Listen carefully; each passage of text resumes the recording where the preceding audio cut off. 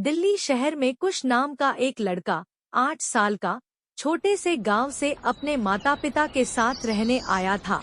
शहर में आते ही कुश के माता पिता उसका एक अच्छे से स्कूल में एडमिशन करा देते हैं।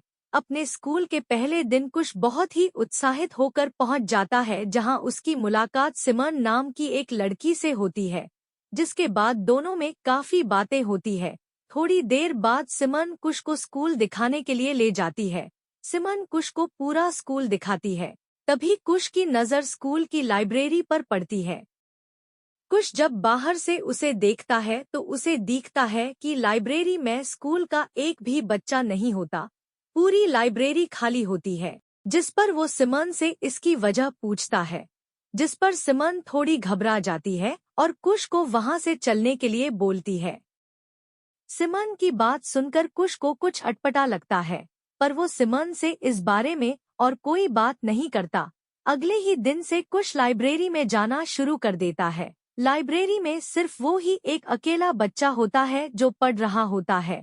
कुछ दिनों बाद कुश गौर करता है कि क्लास के सभी बच्चे उसे हैरानी के साथ देख रहे हैं। ये सब देखने के बाद कुश को बड़ा अजीब लगता है और वो सिमन से बात करने जाता है। कुश सिमन से कहता है, क्या बात है? सभी आजकल मुझे इतनी हैरानी से क्यों देखने लग गए हैं? सिमन उसकी बातों का जवाब देती है, क्योंकि आजकल तुम स्कूल की लाइब्रेरी में जाने लग गए हो। कुश पूछता है, क्या मैं लाइब्रेरी में नहीं जा सकता? सिमन बताती है, वो लाइब्रेरी भूतिया है। लाइब्रेरी के भूतिया होने की बात सुन कुश को बड़ा लगा और उसे इस बात पर विश्वास नहीं हुआ, जिस पर सिमरमन ने उसे लाइब्रेरी के भूतिया होने की वजह बताई। सिमन कुश को बताती है, दरअसल कहते हैं कि शाम होते होते वो लाइब्रेरी भूतिया हो जाती है। वहां से बड़ी ही अजीब आवाजें आने लगती है। दिन में भी जब कोई वहां पढ़ने जाता है तो उनके साथ भी अजीब अजीब हरकतें होती है, जैसे किसी की किताब उसकी जगह से गिर जाना, अचानक बुक शेल्फ का हिलने लगना या फिर लाइट का खुद ही बंद हो जाना। सिमन की बताई हुई सारी बातें कुश को बकवास लगी और उसने लाइब्रेरी जाकर खुद इस बात का पता लगाने की ठानी, जिस पर सिमन ने उसे रोकने की कोशिश की, लेकिन कुश नहीं माना और एक दोस्त होने के नाते उसे भी कुश के साथ जाने के लिए हाँ करनी पड़ी। स्कूल खत्म होने के बाद दोनों अपनी टीचर से शाम तक लाइब्रेरी में पढ़ाई करने की परमिशन ले लेते हैं। सुई की टकटक की आवाज के साथ दोनों के दिल की धड़कन की भी आवाज बाहर सुनाई देने लगती है। शाम हो जाती है और दोनों इंतजार करते हैं कि अगर वहां कोई अजीब चीज है तो उसका हमें एहसास हो, लेकिन दोनों को किसी भी तरह का कोई एहसास नहीं होता।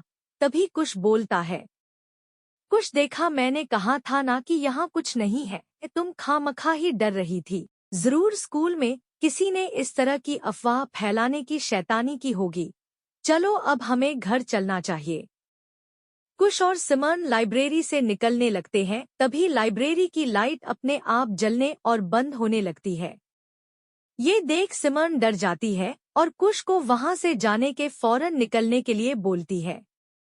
सिमन को घबराता हुआ देख कुश भी थोड़ा डर जाता है, लेकिन खुद को संभालते हुए कुश सिमन को बोलता है कि शायद यहाँ बिजली की दिक्कत होगी, जिस पर सिमन का खून खौल जाता है और वो कुश पर गुस्सा करने लगती है कि तभी दोनों को धम्म से किसी चीज की गिराने की आवाज आती है, जिस पर कुश उस आवाज के पीछे जाता है और सिमन को भी अपने दोस्त के साथ जाना पड़ता है। धीरे धीरे दोनों लाइब्रेरी के अंदर जाने लगते हैं। जैसे जैसे वो अंदर जाते हैं वैसे वैसे लाइब्रेरी में अंधेरा बढ़ता जाता है और भयानक आवाजें आने लगती है। ये सब देखकर अब कुश भी घबराने लगता है, लेकिन फिर भी वो सिमन के साथ आगे बढ़ता है। जैसे ही वो दोनों और आगे बढ़ते हैं तभी उनके पीछे का बुक शेल्फ गिर जाता है। ये देख सिमन और भी डर जाती है। लाइब्रेरी के काफी अंदर जाने के बाद कुश को एक दरवाजा दिखाई देता है। कुश और सिमन उस दरवाजे को देखकर काफी हैरान होते हैं और उसकी तरफ जाने लगते हैं। कुश दरवाजे पर कान लगाकर सुनता है तो उसे अंदर से बड़ी ही भयानक आवाज आती है और उसे किसी के अंदर होने का एहसास भी होता है। तभी कुश सिमन को प्रिंसिपल और कुछ लोगों को वहां लाने के लिए बोलता है। सिमन कुश की बात मानकर चली जाती है।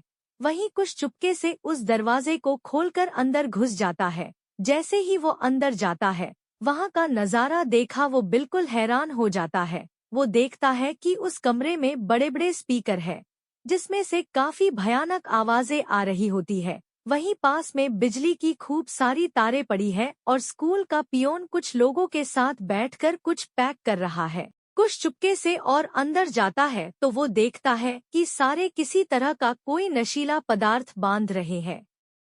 ये देख कुश को समझ आ जाता है कि ये सब इन लोगों का किया धरा है। इनका काम ठीक से चलता रहे इसलिए ये सभी स्कूल के बच्चों को इस लाइब्रेरी के भूतिया होने की खबरें फैला रहे हैं। कुश तभी वहां जाता है और कहता है, तुम सब लोगों का पर्दाफाश हो गया है। अब तुम लोगों की सच्चाई सबके सामने आ जाएगी।